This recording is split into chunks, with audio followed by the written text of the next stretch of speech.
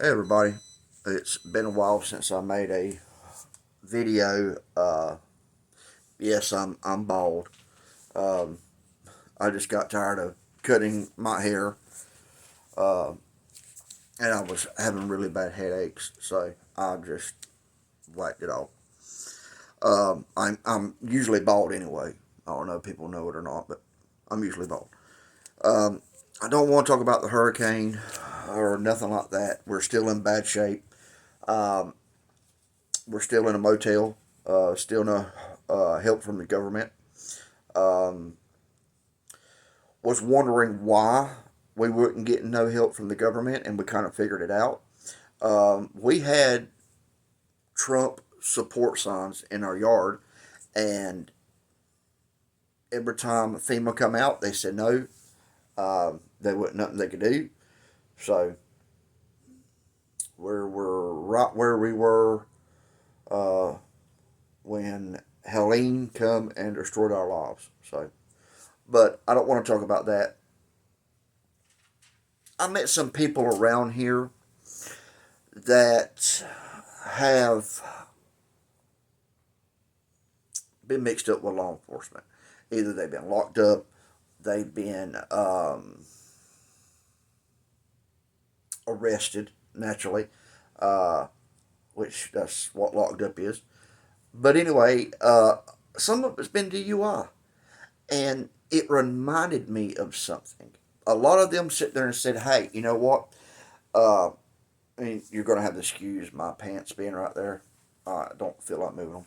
Anyway, uh, uh, a lot of them sit there and took and told me, hey, it was right after I washed my mouth with Listerine, got pulled over, and they done a PBT on me, which is a portable breath test.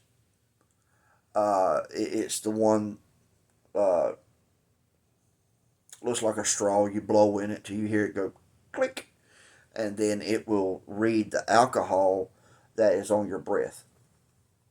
Anyway, that reminded me of a case of me and my old partner. Uh, Now, it's been a few years, granted, they got new PPTs out there, but ours was state issued, and so we tried one thing, me and him both, on duty, sober as a judge. We took turns taking our PBT and using Listerine, two types of Listerine. Back then was the original and the mint, where it wouldn't hurt so bad or burn. So what we done was we blowed into the PBT before we swished our mouth with Listerine. Okay, we both blowed all zeros across the board, and I'm not going to say why we done it, why we done this little experiment. Well, yeah, I will. A lot of people had come up to us and sit there and said, "Hey, we had just used Listerine. That's why." Okay, well, Listerine has a certain volume of alcohol uh, in it. Even to this day, they still put alcohol, smudging of alcohol in it.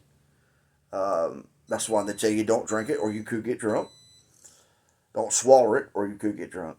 Anyway, so we took the original Listerine, put it in our mouth, gurgled really good. We spit it out and then gave it 15 seconds. If I remember straight now, when I blowed in the PBT, I think I blowed a point 108, 109, 105, somewhere in there. And it shocked me. And it shocked my partner at the time. And we was like, oh, wait a minute. What they said couldn't happen just happened. So I gave it to Lee, and I PVT'd him. Same way. He blowed all zeros first. He used the mint, the green Listerine, blowed in it. Shockingly, we were both stunned. Really bad stunned. We sit there and went, and I think his was the same thing. 1.10, 108, one somewhere in we were over the legal limit to be able to drive. Is what I'm getting at. So when these officers sit here and say, "Hey, uh, it's not possible with Listerine," you're going to go to jail. There's no ifs, ands, buts about it. You're going to go to jail. Shut your mouth. Don't say nothing. You have the right to remain silent. Do not take any kind of field test. And they're going to want you to blow. They're going to read you something. And in certain states, when you do get your license, it states if they have a suspicion that you're under the influence of alcohol, you have to supply either blood, urine, or breathalyzer. If you refuse all of those, your license is going to be suspended. My advice to you is read up on your DUI laws. See if you live in one of those states that if you refuse, you're going to lose your license. And if you do live in one of those states, they're going to get it anyway. They're going to they're going to get it anyway. The way we were trained was every hour after your last drink, alcohol starts to come down per volume. It starts dropping every hour. I want to say it's like, is it 1 point per hour alcohol volume? I can't remember, but that's the way we were trained. I was a DUI man, drug um, enforcement. That's my biggest thing that I done was alcohol and drug intervention. So um, don't do field sobrieties. That I've seen people ace the field sobrieties and still go to jail. So if you can do field sobrieties, that's not a get out of free card for jail. Um, it's just basically convincing the officer you got a, I don't want to say 50-50, I want to say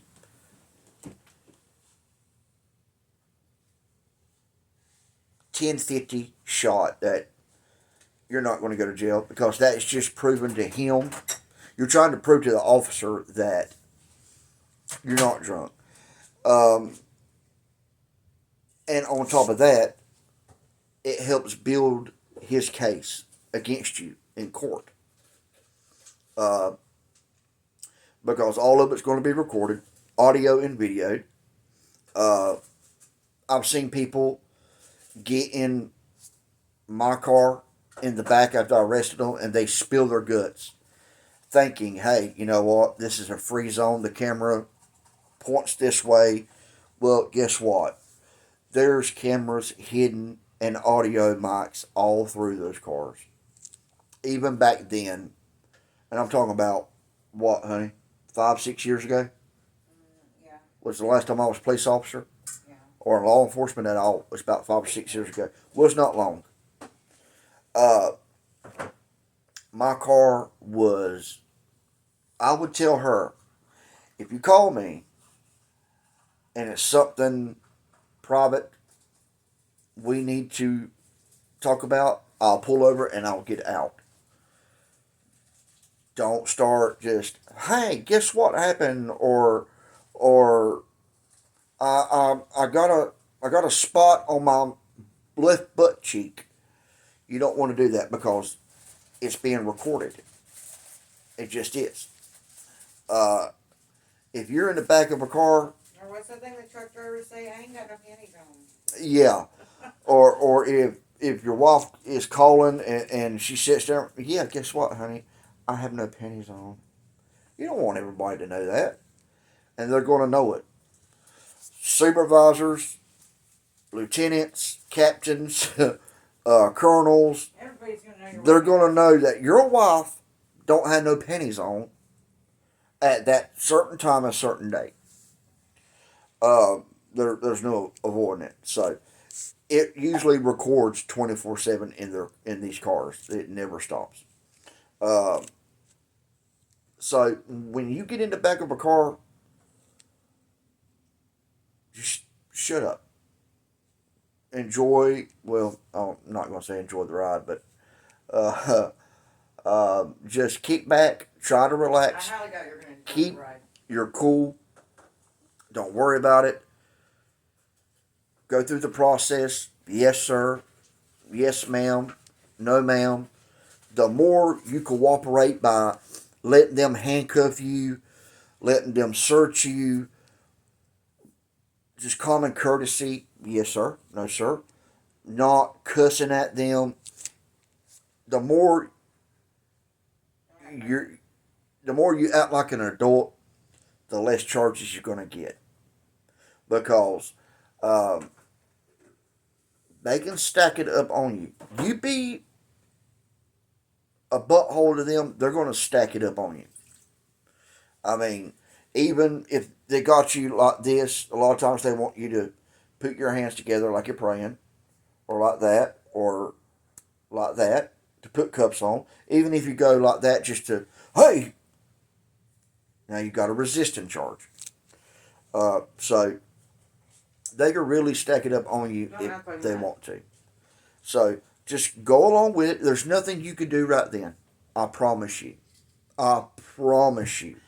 There's nothing that you can do. There's nothing you can say that's going to get you out of that situation. That's why there is a judicial system or process we have to go through. It starts with being handcuffed, it starts going to jail, it starts with the bond. When you get out, you get a lawyer, or the court appoints you one, which is that stupid. Don't go that route. If you got the money, get yourself a lawyer. Um, go through the court system and fight it. Fight it. That's the way that you can win, or you can win. Now, if he's got you straight out, then your lawyer can get you a plea deal and get it cut down. Um, there's all kinds of different ways. Um, I'm not saying that you got to kiss anybody's ass or anything like that. You don't. But just being courteous, I mean, you're not kneeling down to anybody. You're protecting yourself. That's the way to look at it. You're protecting yourself. Um, I'm not going to get into what you do on traffic stop or none of that crap, but just remember,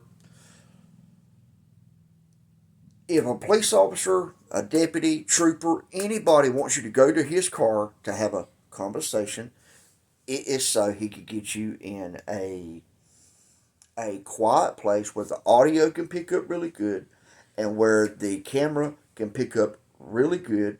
He can document it on video and audio. He's got the five things. That's, excuse me, that's why he wants you to get in that car with him so he can start. Well, hey, where are you coming from? You don't have to answer him. Be polite. Tell him, say, sir, I really don't want to give out any pertinent information where I've been or where I'm going to. Um, that's my personal business. I'd rather keep it that way if you don't mind. Okay, that's and I've had people tell me the same thing. I've asked these questions. Hey, where are you going to, sir? I don't like getting into these types of questions. Um, if you don't mind, um, if you're going to give me a ticket, I'd rather you give me a ticket. Um, I don't want to answer no questions. Not being rude or anything to you. It's nothing against you. Um, I just I don't like answering questions. It's as simple as that. Was I a complete dick in what I just said? No, I was polite. Same thing goes with a woman. Woman that's in uniform, same way, ma'am. You know, uh, I don't see where it's pertinent to the traffic stop. Where I'm coming from, where I'm going. Um, if you don't mind, I don't answer questions or anything like that. If you're going to give me a ticket, ma'am, if it's all right with you, I'd rather not just answer any questions. Nothing against you, ma'am. I don't want to answer any questions. That's it. You're not going to talk your way out of the situation. That's like if you ever get called to a interview room and or they handcuff you and take you in to be interviewed. A lot of people sit there and think, hey, you know what? I can talk my way out of this. You're not. You're not. You're going to go to jail. Best thing you could do is shut your mouth. Shut your mouth. Don't say a word. Get a lawyer. I want a lawyer. I don't answer no questions without my lawyer. It's as simple as that. Anyway, I didn't mean to go off on all of that, but if it surprised us with our PPT that a little bit of Listerine made us both look like we was drunk. We took it to our chief, and I'm not going to name names. Uh, Me and Lee took it to our chief and took and told him, "Hey, look." He was like, "You're joking." I said, "No, I'll look into it." That's the last we heard about it, and that's the last time I used the PBT to see where somebody was at because if I can't get it through their eyes, through their walk and turn, one-legged stand, um, head back, nose, you know, alphabet. There's other ways to get it, to make a judgment call. Hey, is this person drunk or high or what? If I can't get it through that, then they're either one, not drunk, either two, they're not high. Simple as that. So I never did use the PBT anymore uh, to gauge somebody's alcohol level. That was just me. So don't give them nothing. Just whatever state you live in, read up on your DUI laws. Number one, don't drive drunk. Don't drive high. Why? Why? You can get an Uber to come pick your butt up and take you anywhere for a little bit of nothing. So for one, it's not worth it. For what you could pay for a just say $30 or $40 um, Uber, you're gonna quadruple the amount in one lawyer. If you're found guilty, the fines, court cost, all of that, it's going to add up to around about $10,000 to $15,000. For one, your lawyer's going to be 5 to 10 thousand, and then if you don't get a PR bond, um, then your bond itself, paying a bondsman or 10%, whatever the judge sets it at, he could put it at 100% on you, and that means a crap load of money that you or somebody's going to put out just to get you out of jail. So just don't drive drunk and drive high. Get an Uber. Just don't do it. That's the best way to eliminate this. Is just don't do it. It's not worth it. Uh, I don't care what kind of a driver you are. You can think you're the best driver in the world, and oh, I could drive drunk, and and because I'm this good, well, guess what? You're not that good drunk, I promise you. And it's too late when you kill somebody or kill yourself to find out that you're not hot shit when you're drunk or high. So, anyway, I'm going to cut this short. I hope everybody's having a almost good Christmas. And we'll see you next time.